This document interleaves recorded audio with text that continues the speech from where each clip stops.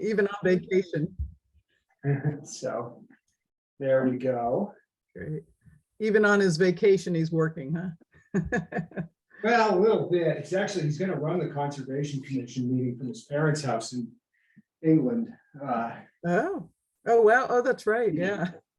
which I think is a first that we'll have a Williston meeting run internationally. Yeah, that's great. It's always a first. Yeah, well, it's much appreciated that he's willing to do that. We staff an awful lot of meetings and it's a lot of work, so spreading it around really helps. Oh, that's good. Well, I'm going to miss the Conservation Commission because I'm off to Spain that early that morning. Yeah, I can't wait.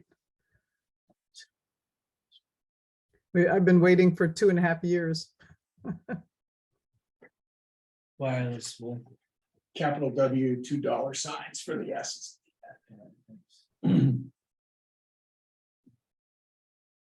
Amanda says she might be joining us too. So she might dial in soon. Who's that? Amanda. Amanda. Oh, good. Great. And Simon said that he got an out of the office notice from Jeff Fairs, so he might not be here. I'm not sure. He didn't really say one way or the other.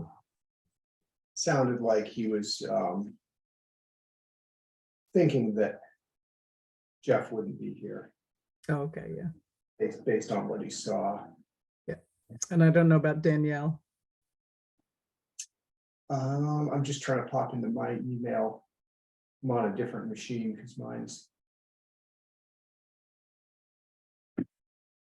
Of course, it's not letting me in there. Mhm. It strikes me that we're going to want to screen share some materials, so I may have to do that on the other machine in a second. Oh, okay. Yeah. Yeah, there's a letter and the minutes, I guess, and oh, the speed study. That was, I don't know how that was also linked to the announcement, the Yeah, agenda. you know what I can do? I'll just pull up the agenda, so I'm ready to share that way. Yeah, I think he had it all right there. Yeah.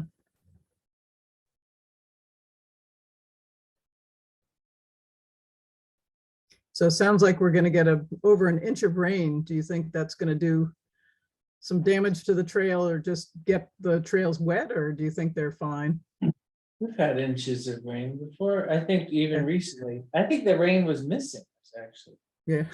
Yeah, we I had, mean, there's always a chance of some damage and certainly, you know, we could have a blowout, but, you know, I don't think that this rainstorm is something to, you know, stress too much about. Right. Oh, good. Good. That's good. yeah, I mean, It's gonna be good for the mushroom walk on Saturday. as well. Oh, I ordered this up for the weekend. and the weather looks perfect. It does. You really line up any better with the big chunk of rain and then warming up. It's gonna, a lot of stuff is gonna pop, so.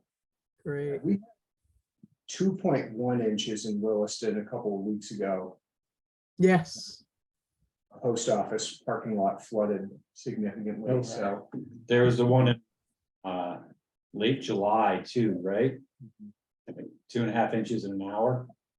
That was Wow. Oh, hey, am I allowed to just bring up random questions? Sure. So, out in the parking lot, if there's a group of college students after dark in their parents' minivans, it appears, smoking pot, Oh, boy. my wife and small child, I feel I wanted to confront them. But should I have called the cops? Yeah. I mean, I guess that's all I Yeah. would have done. I would treat that like any other. And just like the Williston police number, Yeah. not like 911, right? I wouldn't do that. I think if you did 911, they might send you through the business line. They're pretty efficient about Are that. they? And I forget if Williston, I mean, prior to us getting the emergency buttons we have in this building, we were told to just dial 911, even if we had a problem in this building, Okay. rather than try to call over. So it's probably just 911, and I would treat it like any other trailhead parking lot where if there's an issue, just call the police. Yeah, okay. You know, there's no one else who's gonna be able to do anything in the moment anyway, you Yeah. know, and we Right, certainly, you know, we right. don't want you confronting anybody. Yeah, so But no. I mean, we could decide what to do, but I thought since we're talking about the town. This, I mean, that's kind of like out of. When you I know, guess. if bad things happen. Yeah. We're Right. calling for help. Well, right, essentially, you know, anybody who's there not doing something that's allowed on the property, they're basically trespassing. Yeah, okay, So, you know, okay. same thing if kids were doing donuts or. Yeah. Right. Aaron, they're not supposed to be there, you know, whatever. Sure. Certainly we like to know about it too, just because, you know, we can talk about longer term management stuff, if something like that. And that probably would go back to you. You would find out about it, or Eric Wells would find out about it. Yeah, I mean, we've had issues with, I think there was a point where we thought somebody was camping at a town conservation area. You know, so we get that and other stuff like that. So it's not out of the realm of stuff we have to deal with. Seems weird to drive all the way out there to go smoke pot these days, right? It's legal, you might as well just like. Most people are kind of doing it everywhere. I know, right? Yeah, cemeteries. I wouldn't have thought twice. Yeah, That's federal land, so. Well, depends on the sphere you're at. yeah. Well, I guess we have we have probably everybody here that maybe Danielle might come in later, but we can probably go ahead and start the meeting. And so I guess I'm going to call the meeting to order for the Catamount Community Forest on October 13th at 5:32. And so I don't see anybody here from the public. Amanda, you're here with the Outdoor Family Center? Okay, and then Reed's, yeah. Okay, so it doesn't seem that there's any public comment, so we can move on to the approving the minutes of September 8th, 2022. See if I can bring those up. No. Hopefully make it a little bigger without making them too big. Oh, that's good for me. Okay. Yeah, I have a small screen.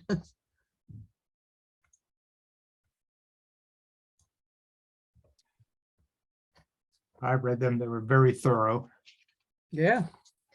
Simon really does a good job writing them up, so that's good. Thank you, Simon. He'll If be you're happy to watching. hear that when he watches the recording, do these minutes.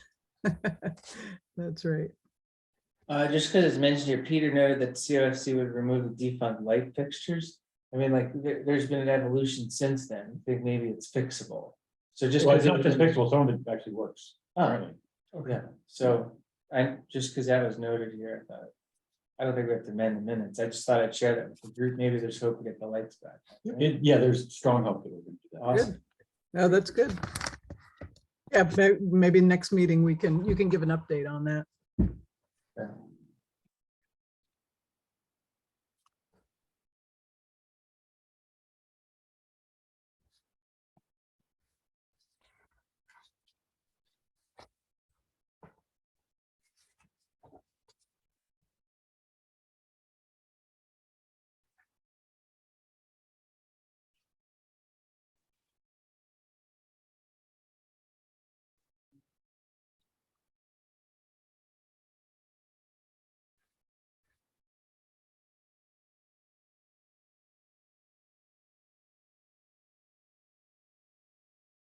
Sounds good. Okay, is there any further discussion, and would somebody like to make a motion? I'll make a motion to adopt the minutes as presented. And is there a second? I can second. Are we muted or? Great. I don't Okay, know. I guess all those in, was there a second? Yeah, Hans. Hans, second. okay, thank you, Hans. Okay, all those in favor say aye. I, All those opposed? And is there anyone abstaining? Okay, the minutes of September 8th have been approved as written. Okay, now we can get on to the rest now. So Jeff is not here. And not that, he just was someone who knew pretty much what was happening with this, the speeding, and he lives right on the road. Is there a way to get that up on the screen? There, Right. it's up. Oh, good. Okay, great. So we can look through it. It's pretty, let's see. Simon gave me a couple little points about that. The traffic study, it shows, pretty much for the time that it was set up on governing Chittenden Road. How many cars were going by and at what speed and how much over the speed limit. And I guess maybe a conclusion, we maybe talked about it earlier, is that it's not only people, at the Catamount Community Forest or the Catamount Outdoor Family Center, but it's also local people that live on the road, or possibly maybe taking a shortcut. I don't really think it's a shortcut from the interstate over to, over into Williston. But it shows, I guess if we look through all those graphs, it kind of shows that 8 o'clock in the morning, noon, and 3 and 5 is when most of the kind of speeding is happening. And I know we talked one time about,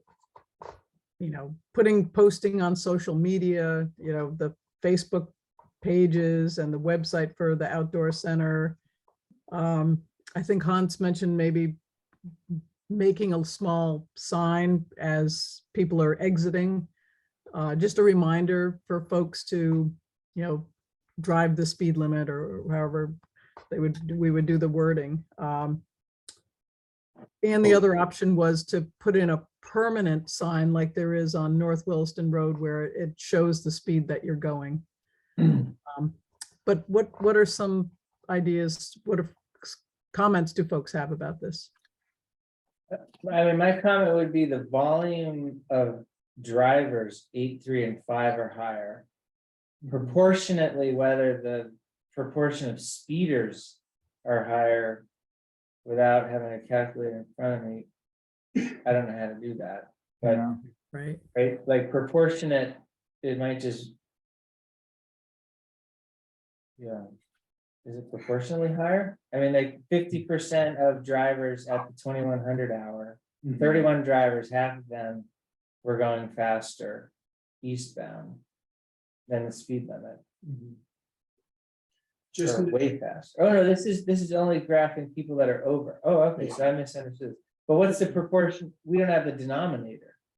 You Right, do in I one of don't- the earlier slides, which shows total number of speeders. If you go back up. For number of vehicles, right? But we don't have a Right here, distribution. yeah, so number of vehicles, 5,198, number of speeders, 2,310. So you're about, 2/5, Yeah, but we 40%. don't have. So we have more speeders during that time, but we probably have more drivers. So I don't think there's any conclusion that the proportion of speeders in those hours are more. That's just probably when the drivers are coming. I would Right. guess that just given when peak hours typically happen, which is the morning and evening drive time. Yeah. If, you may see something like a slightly higher portion of speeders in the late evening hour when someone's just kind of cruising, they don't think anyone's around. Probably. But I would say that likely a lot of the speeder numbers are just tracking with volume, Yeah. some. So all times of the day. Mhm. Right. One thing I saw about it was that most speeders, if you look at the graph that's in front of us, are really in the 26 to 35 mile an hour speed, amount of driving speed, and not. It disputes the fact that some people thought that there were people going, 50 miles an hour when there's a very, very small number of those. So it's just habit Right. of people to push the speed limit by a few miles an hour. Not that they should, but it does show statistically that it's, the the numbers are not really very high. Yeah, That's interesting. so I don't know if people caught, but there's that 85th percentile at 32 miles an hour. So does that mean 85% of the people are going 32 or under? Yes. Yes. So in the bad old days of traffic engineering, if you did a study and the 85th percentile was 32, you'd say, well, we need to go design this road to handle traffic going 32 miles an hour. And you'd go out and you'd improve, i.e. widen the road to accommodate that design speed, at which point people would start going 40. And then you have to do your, Right. True. That's the ratcheting up that used to happen. And, you know, some states I've worked in would actually pass laws that said, we're not going to do that. And it's generally since then just become considered like bad practice. So Yeah. rather, you know, you want people to go 25. we put traffic calming, Right. right? So you Slow people down. Yeah, so you know, in this case, you have a road where you want people going 25. The condition of the road and the fact that most of us drive cars with nice suspensions and good handling these days communicates to us as drivers that it's generally okay to go about 32. And I think where I caught some of this conversation earlier was like, okay, well, it's a dirt road. What can you do to actually traffic calm the road? It's really challenging. You know, on a paved road with curbs, you have options. Yeah, jumps, ditches, rolling grade dips, obstacles. It really gets very interesting. But what I would say is, you know, you can do things like signage, you know, whether, you know, we haven't done a lot of these in Williston, but you can do like the permanent solar powered, your speed is type of signage, stuff like It's that. hard, where would you put them though, to be Yeah. totally effective, you know? So something that, you know, back to what Jeff was saying, he's not here, I'd be really curious to see what he says, but, you know, like for our committee, like this CCF committee, we can influence certain things. Jeff was saying, hey, as a committee, we could maybe encourage the town to take this serious and do something. But beyond that, if there's something that CCF can do or Catamount could do, like I think I saw some recent event and it said, you know, please drive safely or something, Yeah. you know, so like every Mhm. single, you know, so we could add a You just sign. keep the message going. Yeah, I Right. mean, I think we're committed to that, like if there's specific items we want to put in the notes that we would do. Mhm. But other than that, like, I don't know how we do what Jeff was suggesting, like encourage the town to take this serious and do something, like advocate for it. I know like, that on South Road, I live out near Lake Iroquois and on South Road. And a lot of times right on that sharp corner down near the interstate, they, you know, there's a police officer there often. Just, I think it's more of calming traffic, and just making people remember that, you know, the speed limit is around that corner. I think it is 25. You know, I know that resources are pretty limited with the police force, but I don't know if that maybe is a request that we could make, just, you know, once in a while, have a presence up there, because there is so much activity. There's, you know, a lot of, you know, the numbers show there's a lot of people going in and out of that road. We have a decoy police car we could put up there. Just, Right near the, lights on it. You know, you just spray paint a hairdryer black, stand out there. Well, you know what I saw in the statistics too, it's when they had the little cart out, the number of speeders dropped because people are aware that they're being watched. And when they did it covertly by hiding in the bushes for a couple of weeks, which I didn't realize they'd actually done, the number of speeders went up because people didn't realize they were being watched. So putting up something as simple as signs as, you know, drive carefully, bicyclists and skiers in area, you're being watched, or going to the point of having one of those solar units like on North Williston Road would probably permanently drop the speed on that road. yeah. I must say the speed card is at Cypress right now, and I've been driving by Cypress for 23 years. And I find myself, I'm just not thinking, I'm just driving, and all of a sudden I'm going 45, you know, by the Cyple farm, and I'm like, but that speed card, I see that, and I'm like, oh, that's right. Yeah. You know, the speed limit is 35 through here, not 45, 50. So, yeah, that might be an idea, is to put up that solar powered speed. You do it at either end of the road though, so that people are, kind of reminded, no matter which way they come in. Yeah, I would say like right around the town forest, maybe on either side. I think that's, All the way, not all the way down below the horse farm. I don't know. I don't know. Are people speeding down there? I'm not sure. Yeah. Yeah, I don't know how many people drive all the way through. Right. I do. It's a pretty Obviously, wily road. Yeah. after the end of October, it drops precipitously. Yeah. When the road's closed, but I think if you do it sort of around where you were talking, Terry, it's probably makes the most sense. And I Right. think you may have talked about this, but the select board has a traffic calming policy of sort of how they'll take on requests for traffic calming. I think informing them that this conversation has happened at this group and that the speed study was done. And maybe the added sort of suggestion that this committee, given that it's charged with handling a relatively large user of the road, has some extra concern, is committed to educating users of this town forest, but is interested in us all, the committee, the family center and the town all working together to make sure safe speeds are happening on the road. And so this is a little different than any other dirt road in Williston, because we've got a big piece of town property on which operates something that's a big draw. And just, there's maybe a few more strategies available to the town as a result of that. And it's kind of part of just, the town being a good neighbor to those who live on the road. Because we've got something out there that's, unique and different. So yeah, so I don't know how others feel, but I would, feel good maybe about recommending that the town put up a solar powered, speed sign. And, it would be much more cost effective than having a police officer sit there for, several hours off and on.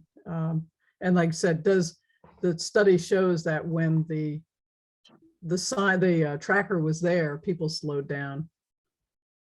Yeah, when the tracker was visible, people slowed down. Visible. Yeah, Yeah. versus when it was hidden. Yes. Right, yes, And I noticed it was hidden before it was visible. I was wondering if it was the flip, because usually when those things go away, everybody's like, oh, good, I can speed again. Yeah. Yeah. No, that makes sense. Yeah, that's good. So I guess that's in the notes. How do we get, does Simon take that to the select board? Matt, how do we get I that? would recommend, maybe Simon works with, the chair or appointee to just draft a brief memo. Okay. We And can- obviously Jeff's on the select board. Yeah, we can run it through the town manager and get a couple minutes on a select board agenda. And, it's just part of an update at this point as well. This was a concern that was raised to us. This is what the town's done so far.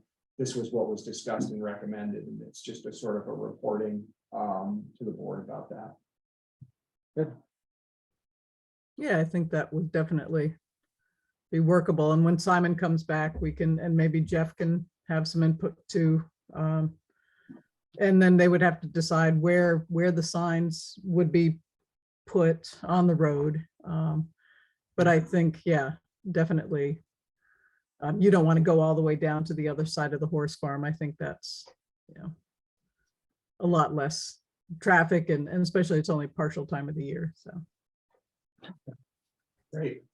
Okay, but I don't think we have to vote on anything, or we'll just, that's a recommendation, and somebody will work with Simon to, draft up a letter to the select board. Okay, so I guess we can move on. We're a little early, but I think we're pretty good. Next is the stewardship fund request for the invasive treatments. And so I drafted up a rough letter to send to the select board about using some of the stewardship funds for the Catamount Community Forest. And I sent it off to Ethan and Laura Myers to look at, and they kind of, tweaked it a bit and pulled everything together. And I did up it to 3,000, just because talking with Ethan about how much it costs per day for using, treating the invasives, it's like $1,000 a day. Basically with a crew, the professional applicator comes in with like 3 people. Mhm. So I did raise it from 2,000 to 3,000.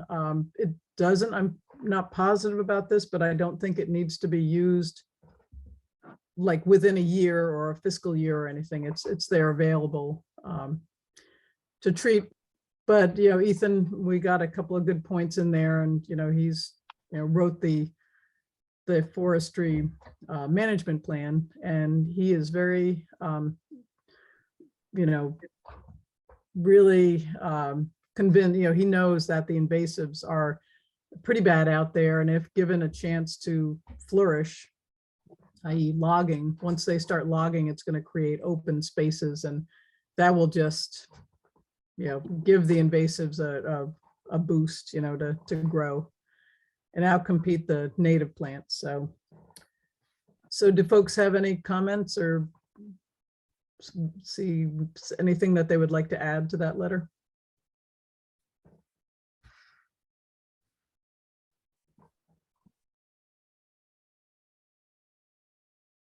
And so, yes. This is Reed. My only comment was the very last line that's showing funds will be replaced to the stewardship fund with the 2023 logging operation. So have we estimated potential profits off of that operation? So Ethan is using a different approach to this logging operation here at Catamount. And he's actually, as he's marking, he's tallying what the value of the lumber is going to be. So when he puts it out to bid, the logger that's using, and he's only going to be putting this out for using a piece of equipment called a forwarder, which does a lot less damage than a skidder. Mm-hmm. So he thinks he can see at this point that there will be, money, as long as, there's no huge damage to the road, which, using this forwarder is going to decrease the amount of trail work that's going to be necessary after the logging job is done. So hopefully that will, we were emailing back and forth, and he kind of feels that, yeah, as long as there's not tens of thousands of dollars having to go back into repairing trails, that it should be fine. And we can also, there can also be fundraising, and there's, grants that can be, applied for if that seems to be a problem. Did he tell you the total dollar amount, like add up all the trees? No, he's still marking, but as he's marking, he's seeing that there's a fair amount of lumber that's going to be coming out of the forest. So yeah, so he won't have that number for a while, and then getting the bids from the logger, so that's a long process. But he felt pretty confident that the $3,000 would be able to be restored, and we might not even use that much. It just depends on, we've been making a lot of great strides in working. Ethan went out there a couple of days and, treated a lot of the invasives out where he's going to be logging. Chapin was out there helping. We're going to, and so that's going to come up in the operating budget where we've already budgeted for $1,000 to treat invasives this year. That was budgeted for last year, so it's going to be $1,000. So that'll be a day of the professional, contractor coming out, and at this point it might be a cut stump operation, which is fine, and that won't really bother. We won't have to close any trails or anything like that. So, and I guess Matt, correct me if I'm wrong, if we don't use all the money, it can just go back into the stewardship fund, or it just doesn't come out. I'd have to look, I can't recall from my meeting with Simon yesterday if stewardship lives in capital or operating. If it lives in operating, you know, we only know every year to year what's in there as the select board approves the budget. If it's in capital, it's more likely there. So I just have to double check, but no reason not to think that it wouldn't be replenished. Yeah, every it could year. just go back into the stewardship fund, yeah, so, and this is all new, no one's ever, you know, drawn from the stewardship fund from the Catamount Community Forest, so this was kind of a, you know, first Yeah. time running through it. Yeah. The only thing I'm a little not sure of is I thought in prior discussions, Simon clarified the stewardship fund isn't the same pot of money that we use to fix the trails after logging, but now we're talking about them. So I'm not, it would be helpful at some point to understand all That's the buckets of money. we have. right, that's, that money is set aside in a capital improvements Yeah, fund, I see, and I I'm see. pretty sure that's correct, Matt, again, if you. yes, Yeah, so that money was already set aside and Okay. from the get-go, so. And $10,000. it's 10,000 now, yeah. Are we responsible for doing the work, but being reimbursed for it or leading the work? How does that? Because I mean, I think we'd rather honestly do the repairs ourselves than let a logger do it. And I'm not putting down loggers, you know, by saying that, but Yeah, we know how we want them to look at I'm not- the end. I'm not sure who, that question's never come up. You know, typically the logger will, you know, do a basic, you know, cleanup, but in this case, since there's $10,000 set aside, that money could be used for any contractor. It doesn't have to be the logger, so that would be something to work out. Who And I would- think the logger has a responsibility to be light on the land and be respectful, but you know, the repairs of any of that damage, you know, I think we want to be involved at the very least. Right. If not really leading that effort. Yeah, I don't know. My feeling is that probably that degree of repair probably would not be the logger. It probably would be a contractor to do repairs. Or if the committee decided to have the outdoor center do the repairs, then that's, you know, we would bring that up at the, you know, after looking at the condition of the trails, then that would be determined, I would imagine. Okay. yeah, and I'll just add that, you know, whenever we spend town money, we just have to be cognizant of our own procurement policies and things like that. So we have rules about, you know, projects that need to go out to bid, projects that don't need to go out to bid, projects where the work can be assigned to somebody we already have a relationship with. Because of that, there's just some bureaucracy, of course, involved in it, like everything. But I wouldn't anticipate it hampering the committee being able to, you know, help make a decision on something like that. Does is there a threshold of size of the amount of money being spent that triggers the procurement process? Yeah, I think it's $5,000 right now. It's pretty low. Right. It's been proposed to be changed a couple of times, but then there's also things like there's $2,000. bid exemptions for people you already have a relationship with or who have already done work on some component of the project, et cetera. So we'll cross that bridge when we come to it, but it's just something to know we go through whenever we're spending town money. Mhm. Basically, anybody's public money, you're going through that process. Yep. And I know that the bridges that are going to be replaced that Simon, Hans and I went out and looked. Simon's working on, you know, getting a bid from a contractor and either VYCC or, you know, some other contractor that works on bridges. So yeah, so any more inputs or ideas? Because Simon is going to be writing up a recommendation, you know, to ask for the funds along with this this letter. And I guess we need to vote on this as a committee Yeah. to Mhm. go ahead with the asking for, requesting for funds. Mhm. Well, in my opinion, it seems like fits in with our whole forest management.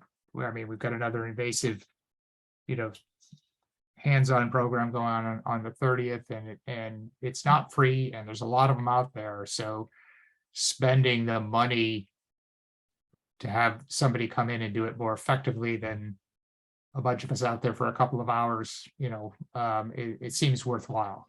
So I would agree with using the funds. Yep. Has anybody figured out a sort of minimum amount of work that we need to do to be effective? And I don't, I'm not trying to say, I haven't thought this through, but I feel like, we should be doing enough to make an impact that is Right. positive, right? And whether if 3,000 isn't enough, then we should ask for more. If it's enough, then we're good. But I mean, and I don't know, I'm not in any way saying this is right or wrong. I'm just asking that question. So Ethan, I was asked by Eric on the chair of the Conservation Commission, Eric Howe, and he wanted to know, how much is Ethan thinking that, we need to do on this property? So Ethan got back to me and he said, over a 10-year period, he said probably $50,000 would bring the problem of invasives under control, well, managed, never under control, because you're always going to have them. And so that comes out to about $5,000 a year. And we've already done, Ethan has done quite a bit of, he did a day and a half or so of treatment this year. We did some back earlier in the year of, cut stump. Laura's been doing, a day with the scouts and other volunteers. And then if we do this $3,000, and then this year, hopefully this fall, we've already appropriated $1,000 for the contractor to doing the working on the invasive. So we're close to $5,000 this year. So this looks like an annual event, because I noticed, that what you just mentioned, Terry, was in last month's minutes. And so it's like this almost has to be budgeted annually, or find some way Right. of running a cookie drive or something to get $5,000 a year. And grants, there's a lot of grants out there. You'd be surprised. And there's the Green Mountain Audubon and Audubon Vermont have been very supportive of this effort about the invasive. So we can, write a letter to them for requesting funds. So that's another opportunity. And so, yes, like next year, we should did we already? I think we already have worked on the budget for 2023. I'm still trying to get used to this fiscal year thing. So 2024, no, we have not done the 2024 budget. Have we, Matt? No, we're working on it now. So Okay. we're in FY23. We're working on the FY24 budget that'll start on July 1. Right.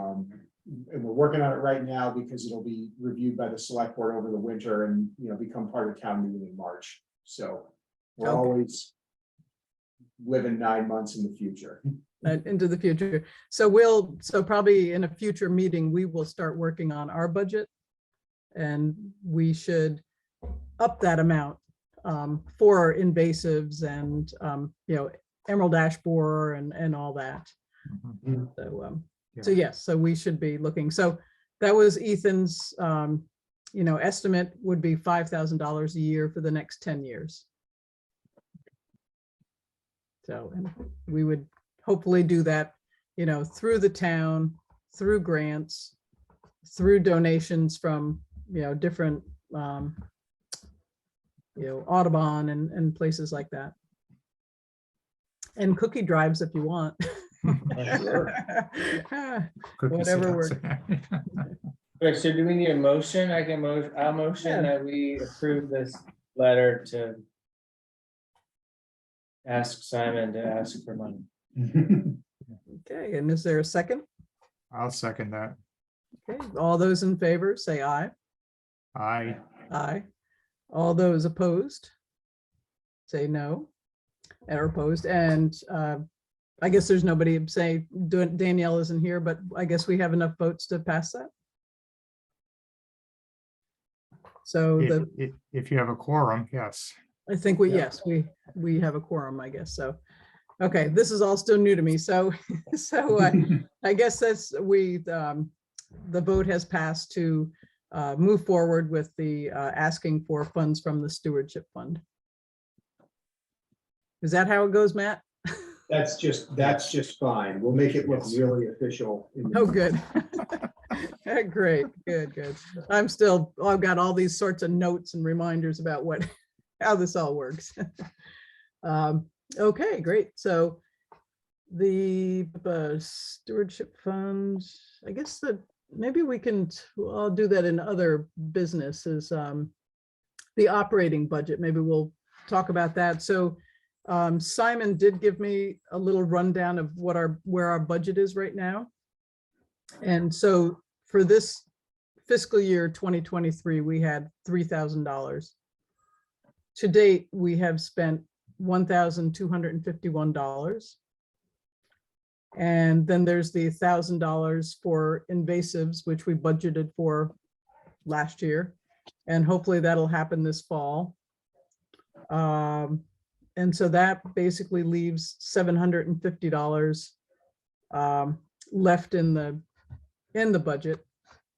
If after the $1,000 comes out, we're also getting some mowing done, which is also included in there on the south side. That'll happen, I think, October 20th. And so as long as I think since we budgeted for the $1,000 of the invasives treatment last year, that should be fine. And then signage, I guess we talked about some educational signage. And that was for maybe the bobolinks and the Nest Watch program and whatever else invasives, we could do a signage over on the south side. But we do have a bit of money left over till June 30th. So and I guess that was, since we did, Matt, is that correct? Since we budgeted for the invasive treatment last year, that's just like the mowing, it just goes ahead. That's right, yeah. Okay.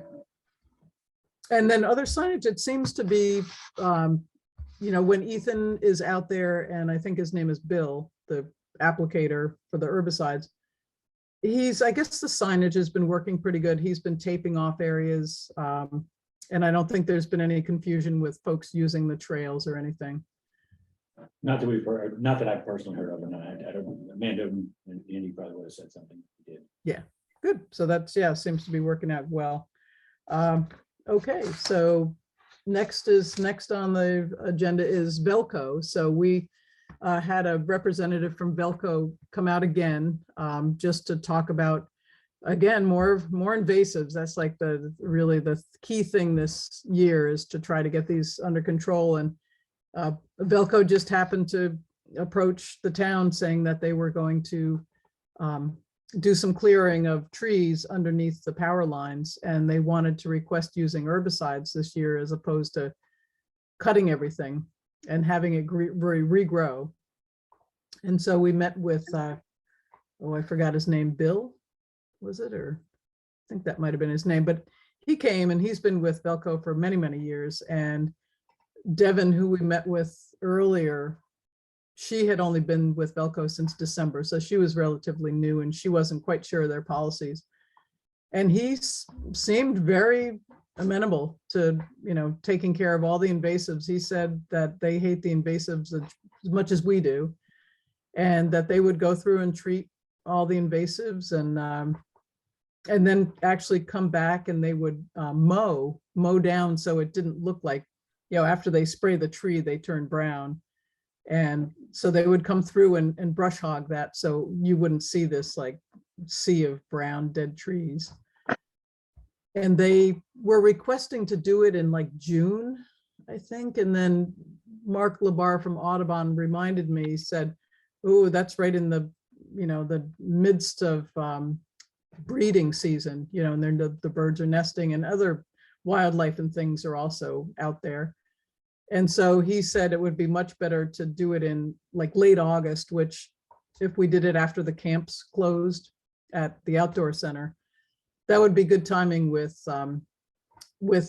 Ethan's project and the, nesting season and everything. So yeah, he was I was surprised. They were like, yeah, we'll take care of all the invasives, and they have a whole crew that goes out there. And he said that what the herbicide that they use is like a 3-hour time period that it has to be closed. And did we want anything in writing? To They've say- never, I know, that's what I said. I said, don't we want this in writing? And the guy was like, no, this is just what we do. He offered to come out and talk to the kids about wildlife and, habitat, and, Velco would actually come out and send people out there, ecologists and things like that. So if you guys were interested in having them come and talk to kids at the camp for nature programs, he was really open to that. So both Simon and I were like, wow, really? But is that what you remember? I didn't hear that. Oh. I could have been, I could have missed that part of the conversation. Yes, I think you were talking with Simon, but he said, they've been doing this for many years. And I think it was just that Devin wasn't quite sure when we had her out in July, I think it was. But yeah, they were really, he was really said, we'll send the crew out, and whatever time period you want, we'll make it work. So yeah, so I was quite happy. So that was all, basically went really well. And we'll look forward to in August, right when Ethan's going to start doing his logging operation and possibly some more invasive treatment too, ahead of time. So okay, and so the operating budget, I already talked about that. And educational signage, that was something I just touched on. And Reed has done the you set the duck box signage is up along with the actual duck box, is that correct? At Catamount, yes. And John, I think that was you going in the barn when I was putting things away one day, and we were trading emails, and I should have introduced myself. So I'm sorry, I should introduce myself. I didn't Yeah. know. So anyway, yes, we're sending emails back and forth, and we were within 10 feet of each other. So so yes, Hey, social media, yay, internet. yeah. So the old model, or the old duck box that we're using as an educational model, is on the corner Right. of the buck rail fence, mounted on a 4x4, and then there's a sign next to that, and then there's 3 other signs, one on the building, on the shed, and then one out by each of the ponds near the trail, so people can see them. And so, and I posted on both Catamount and Catamount Outdoor Families websites with pictures of those. So, and the mud pond, just on a side, is a different committee, but the mud pond ones are going up tomorrow.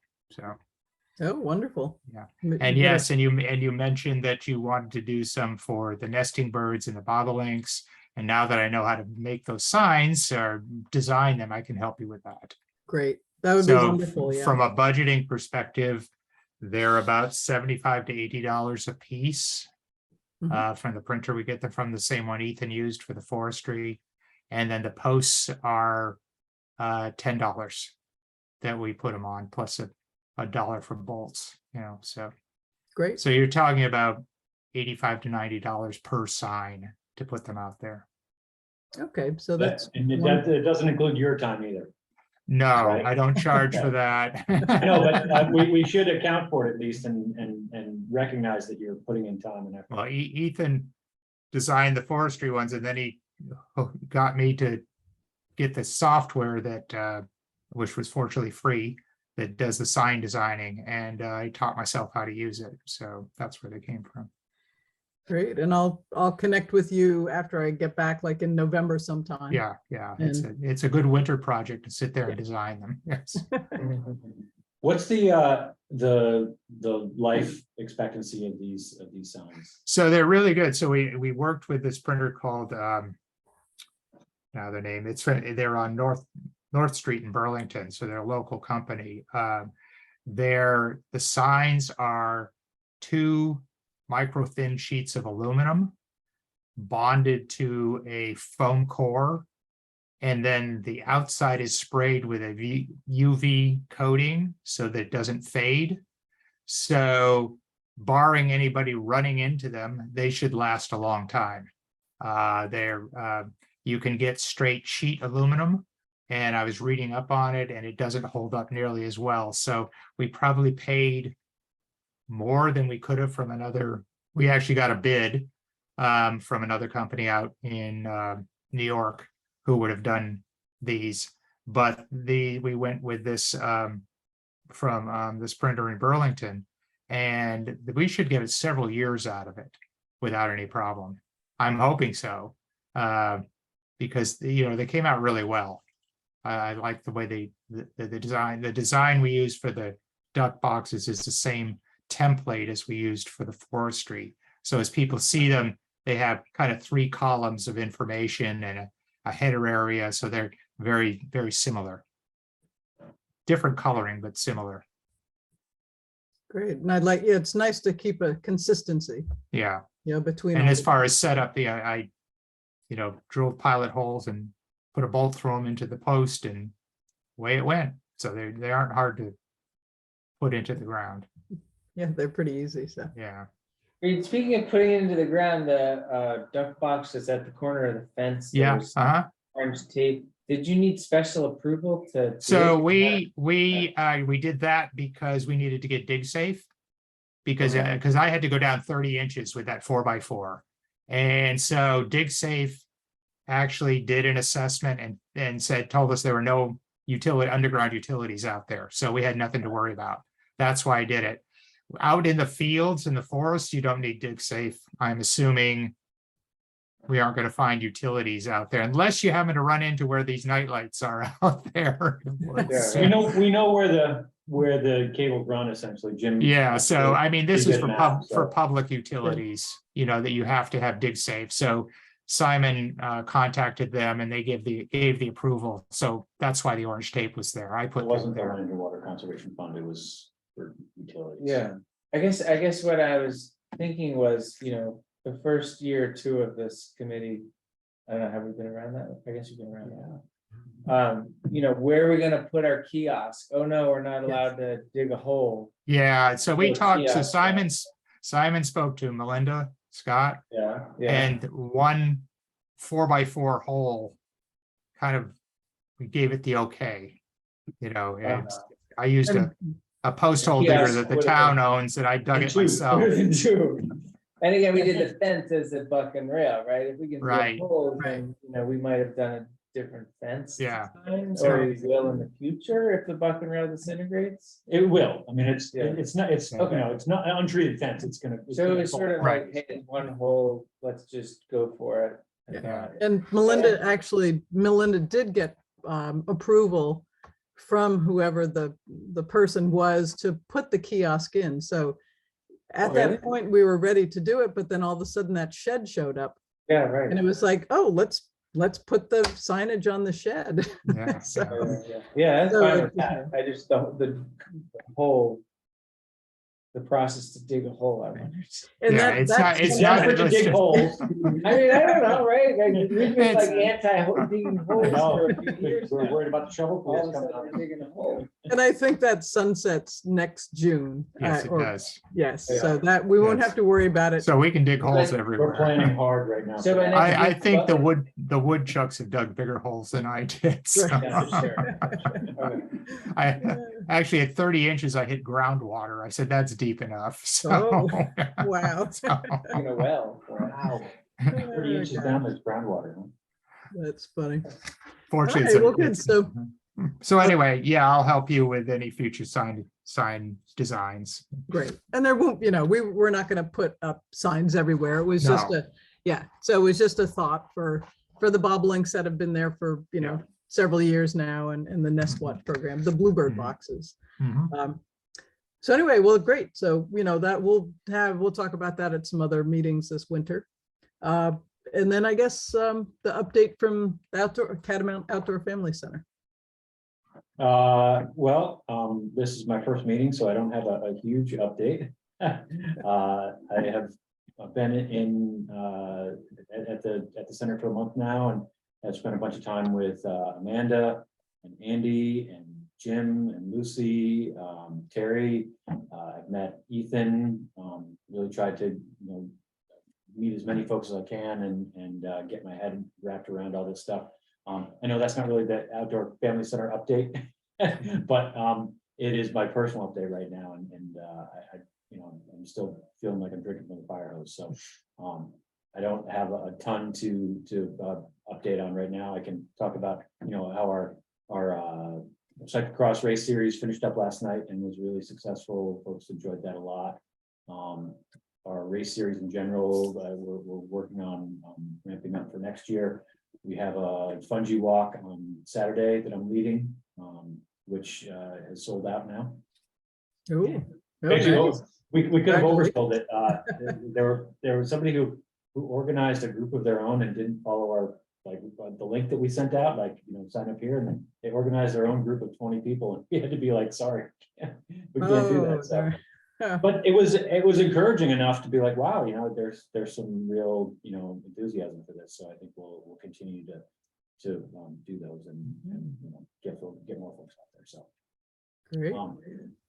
and we're working on winter planning now, winter trail cleanup, getting our rental fleets all dialed in. We're getting a brand new Rosina fleet coming too. Let's see what else is going on. You probably have as much input as I do right now, or as much knowledge about this, because I'm still trying to wrap my head around it. Do we have any open requests? Was Amanda on any open requests for special events? I guess not. Oh, there's spooktacular. Oh yeah, Fellowship of the that's Wheel, happening next weekend. just events. There's a kiddie bike loop with candy to collect and then there's more going on at that event too. I think Fellowship of the Wheel. Yeah, so we're doing Running that. pumpkin carving, face painting, Yeah. demo booths and things like that. Yeah. Isn't there something going on October 23rd or something? Or is that Not you? that's it? No, I'm sorry. That's the That's the event. spectacular. And then Good, there's good. also the Green Mountain Audubon the day before, correct, on the 22nd? Oh, yes, there's going to be a bird walk. Yep. So they'll be doing a bird walk there. And I'm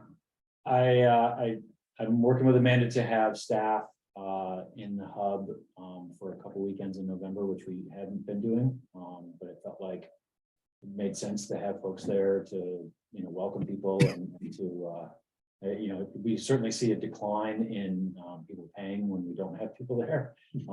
So it's another reason to be there. And I mean, I think it's we're welcoming folks and providing services there too. So the more we can be there, the more helpful we are to visit. So and it feels like at least up here, November isn't as bad as it is in the mountains. It's a little more friendly. People are outside more, and it's not quite snowing yet. Yeah, good. That's a good update. I'll throw Great. in, there was one event you guys didn't mention, and it's in November. The Rep Fest will be a 36-hour running race on the 5th and the 6th. It's also membership renewal season if anyone wants to get a membership. Yeah. Great. 100%. Good reminder. Thank you for the corrections, Amanda. Well, great. Well, that's I- a good. Go I ahead. have a Ray. question considering we're looking at November activities. Is Catamount posted against hunting as a non-hunting area? Is the outer perimeter posted? Yes. No, but it is a non-hunting area. Is it? Yeah. Area? It really. Oh, yeah. So 350? Ann O'Day goes out. She goes out and posts the whole outer Okay, property Okay. line. Yeah. I'm just thinking of But when? 36 hours of running and it's November deer season, so, yeah. Yes, she does that. She reported to the Conservation Commission a couple of months ago that she used to do it in the fall or the summer, but that the spring was much better because you had better visibility. It was much easier to find without leaves. So she did that in April, updated Okay. the signs. Yep. Okay. So yeah, so is there any other comments about the outdoor center or any questions or anything? Well, that was great. John, I think you're going to be, every meeting there'll be more things, and as soon as winter comes along, people get out there skiing, and yeah, hopefully it's a good season. Great. All right. So Okay. is there any other topics? One quick thing. Sure. The last duck nesting box should go up next week Oh, good. on the third pond. Okay. We were Excellent. delayed because of COVID. So Okay. it is in my house. So Oh, excellent. So is that the pond way down? way down. Yeah. So down. I've been out there a couple of times and I found a spot where we've marked a spot, and we just have to get out there and get it set up. Good.